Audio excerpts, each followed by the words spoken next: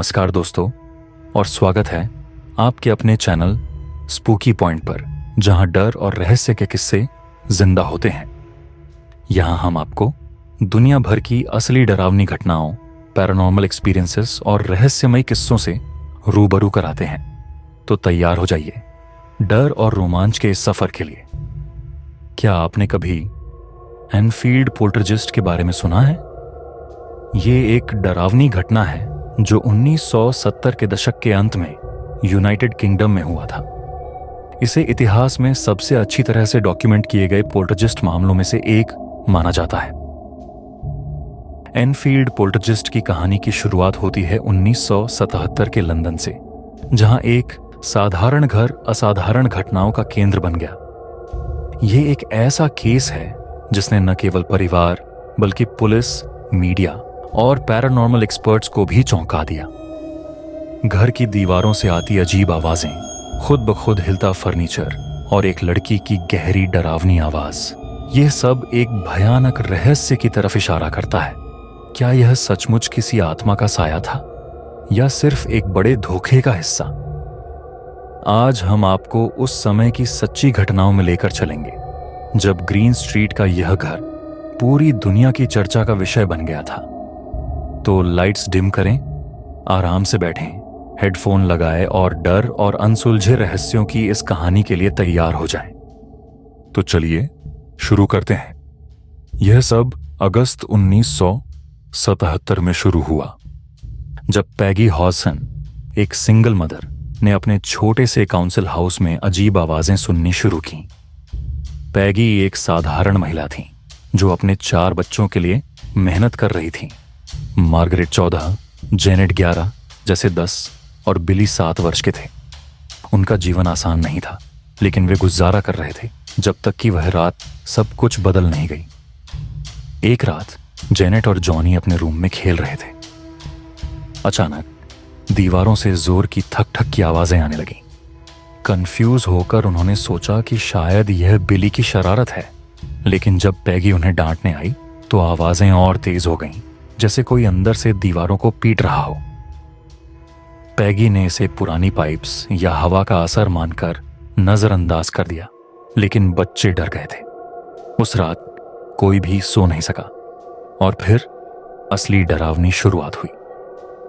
पैगी का घर साधारण और मामूली था, लेकिन उसी घर में रहस्यमय घटनाओं ने उनके जीवन को बदल दिया। उनका कहना था कि कभी कभी ऐसा लगता था जैसे कोई अदृश्य ताकत उन्हें देख रही हो। बच्चों की मासूमियत और उनके डर ने इस घटना को और ज्यादा दिलचस्प और डरावना बना दिया।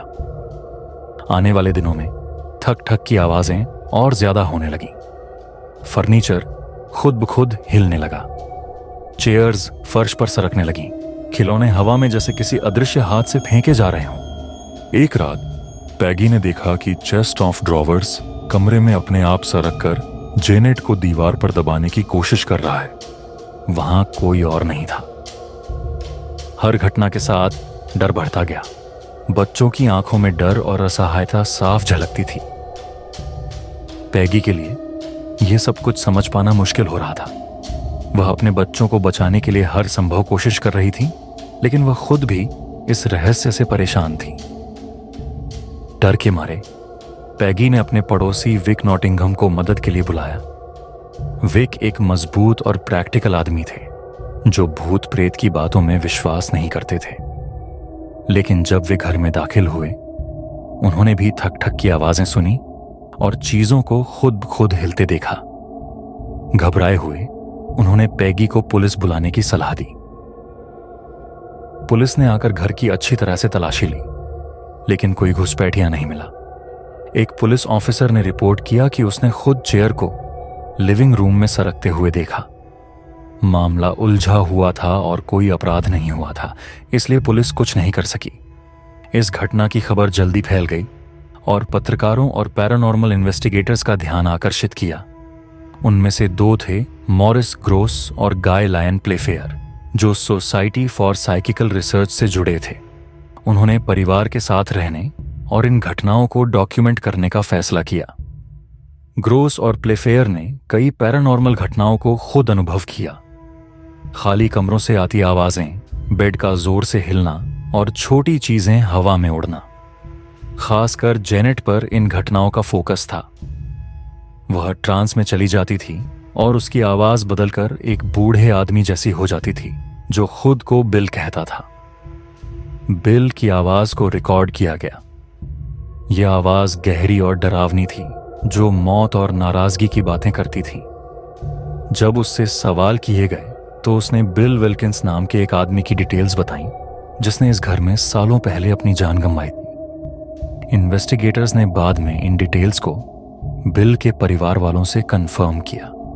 संदेह करने वालों ने कहा कि यह सब जेनेट का नाटक है, लेकिन मेडिकल एक्सपर्ट्स ने नोट किया कि इस तरह की गहरी आवाज एक छोटी लड़की के लिए बिना अपनी वोकल कॉर्ड्स को नुकसान पहुंचाए निकालना लगभग नामुमकिन है। इस घटना ने इन्वेस्टिगेटर्स को भी चकित कर दिया। वे सोचने लगे कि क्या यह वास्तव में अलौकिक था या फिर कोई अन्य कारण था। डर का बढ़ना, घर में गतिविधियां और डरावनी होती गईं। जेनेट को अक्सर बेड से फेंक दिया जाता, जैसे किसी अदृश्य ताकत ने उसे खींचा हो। गवाहों ने उसे हवा में लटकते हुए भी देखा। एक फोटो में जेनेट को उसके बेडरूम में हवा में फेंका हुआ कैप्चर किया गया। परिवार के सदस्यों की हालत खराब हो गई थी। वे अपने ही घर में कैद महसूस कर रहे थे, एक ऐसी ताकत से परेशान जिसे वे समझ नहीं पा रहे थे। यहां तक कि इन्वेस्टिगेटर्स, जिन्होंने पहले कई अजीब चीजें देखी थीं, भी इस मामले से डरे हुए थे। जैसे जैसे केस को ज्यादा ध्यान मिला, संशय करने वालों ने इसकी सच्चाई पर सवाल उठाना शुरू कर दिया। कुछ ने दावा किया कि यह सब बच्चों का ध्यान खींचने का एक नाटक था।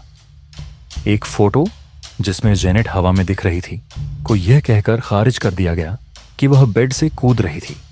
हालांकि ग्रोस और प्लेफेयर ने कहा कि हो सकता है कि कुछ घटनाओं को बड़ा चढ़ाकर दिखाया गया हो, लेकिन ज्यादातर चीजें असली और अनसुलझी थीं।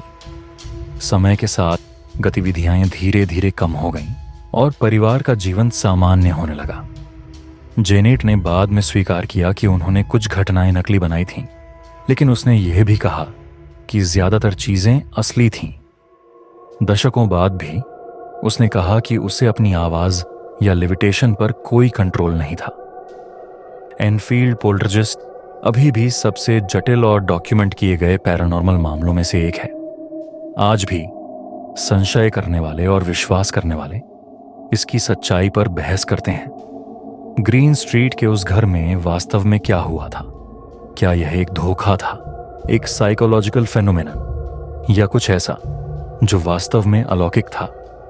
एनफील्ड पोल्टरजिस्ट की कहानी हमें याद दिलाती है कि कुछ रहस्य अनसुलझे रहते हैं, चाहे आप भूतों पर विश्वास करते हों या नहीं।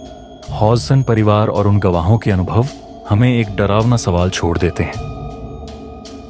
अगर इस कहानी ने आपके रोंगटे खड़े कर दिए तो लाइक करें, शेयर करें और चैनल को सब्सक्राइब करें और बेल आइकन दबाना ना भूलें।